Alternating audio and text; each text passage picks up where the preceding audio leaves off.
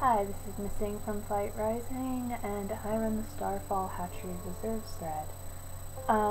If you're noticing the music, it's because the last video, the introduction I did, had this weird whine in it, and I couldn't get it to go away, so I think it's from my laptop. So we're doing the music because it's a little easier to listen to in the background than that whining sound. Anyway, so the most common question I get asked, yes, I am an expert at this, is how do I price my dragon pairs, or dragon, or reserves, or whatever. And this is my first pet site, other than Neopets, where you don't really sell any of the pets. So I'm learning this by doing it the same way a lot of you guys are.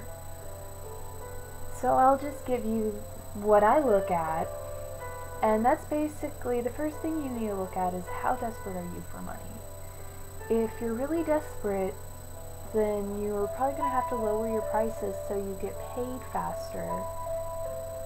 Also look at accepting gene scrolls. You can accept breed scrolls, but don't be waiting for someone else to provide that breed scroll for you, because chances are it's not going to happen unless they're ordering more than one baby.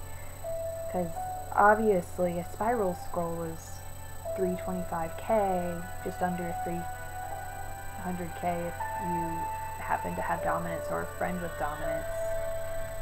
So you need to look at that. I mean, most Imperial reserves aren't even 300k that I've seen. Anyway, if you've seen my thread, then you have probably noticed that my prices are a little higher than most people's are, and that's simply because Jolie, Kataya, and myself are not hurting for money. I mean, obviously we could always use more money, but for the most part we have what we want, we have what we need. There's a few projects we're working on, but we're not going to lower our dragon prices just so we can get side projects done sooner.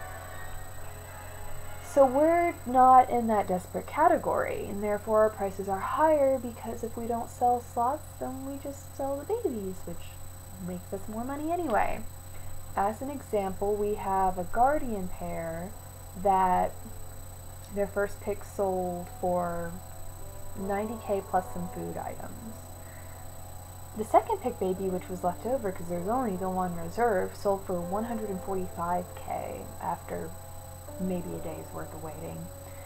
So obviously you make more money in sales than you do in reserves. You just have to be more patient for your money. The trade-off with reserves is you get your money sooner, but then your customers have to be more patient for the baby. So someone has to be patient somewhere and pay with their patience. If you would rather have the money, then you can pay with your patience. If you want stuff done now, then your customers will pay with their patience. Which brings us to, you need to look at what you're providing in your shop. Usually, I try to, in the reserve shop that is, provide the types of dragons that people are wanting. Anything that I have because I like it, I usually keep on the side and just sell the babies, like my Fae pair, for example. And I've never put up a reserves thread for them.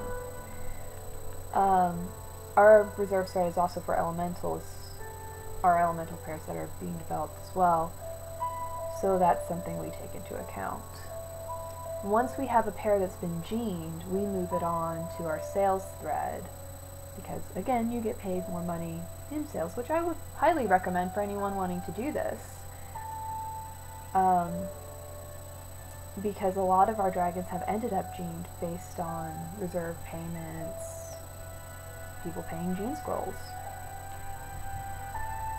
Other than that, I mean, I can take a look at people's shops and whatnot, but you're going to have to do a lot of legwork yourself. You're going to need to look in the auction house, you're going to need to look in other reserve threads, you're going to need to look in sale threads, and decide from there.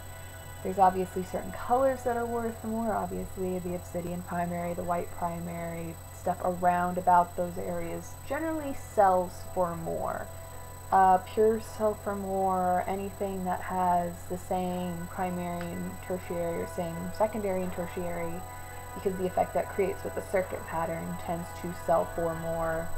You just need to keep all these different things in mind, and be way too long of a video to include all the different things. Also, tertiaries affect your price. This is something a lot of people in flight rising have not quite realized yet, is that people care about the tertiaries, and if you have ugly tertiaries, someone who wants to put circuit or gem bond or whatever other tertiary you have in the future is going to be looking at that. So keep that in mind, because I can't tell you how many babies I passed on because they had ugly tertiaries or they didn't match. Kataya and Jolie laugh at me because I jokingly call the people who don't care about the tertiaries the people who are ruining flight rising. And obviously that is very, very harsh. But if you think about it, it makes it very hard to get the dragon you want if no one is focusing on the tertiaries. So try to focus on that too. I know that wasn't a whole lot of specifics on price, but this is the stuff that I look at, and stuff you should probably look at. And again, I'm open to helping people out and giving advice. Send me links. I might send you some back to look at, but that's it. So bye for now.